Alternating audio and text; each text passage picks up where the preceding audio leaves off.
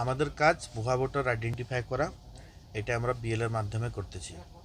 কে কী বললো না বললো এটা নিয়ে আমাদের কোনো মাথা ব্যথা নেই।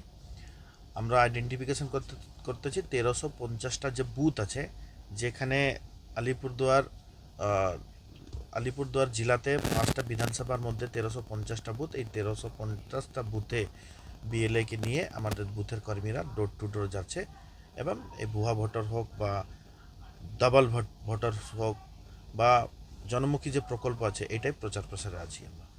তো সেক্ষেত্রে কি আপনি, ওরা যদি অভিযোগ যে করছে সেটা পুরোপুরি ভিত্তিহীন? 100% ভিত্তিহীন। আচ্ছা, তো আপনি কি চাইছেন যে ওরা তাহলে কি অভিযোগ মানে যদি করে আর কি, সেটাকে লিখিত অভিযোগ কোনো কিছু করার জন্য? ও আবল তাবল কথাবার্তা বলতে থাকে, ওর কথা আমি কোনোদিন অ্যান্সার দিই না। আর যারা প্রত্যক্ষভাবে পরোক্ষভাবে বিজেপি করে, তাদের ভুয়ো ভোটারের নাম করে কেটে দেওয়া হয়েছে।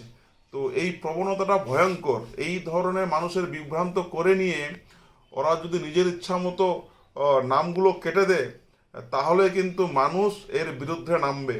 আমরা খুব শীঘ্রই এই সমস্ত ভোটারদের যারা জীবিত আছে এবং বৈধ ভোটার, তাদের নাম কেটে দেওয়া হয়েছে, তাদের নিয়ে কিন্তু আমরা দ্বারস্থ হব, প্রশাসন দ্বারস্থ হব।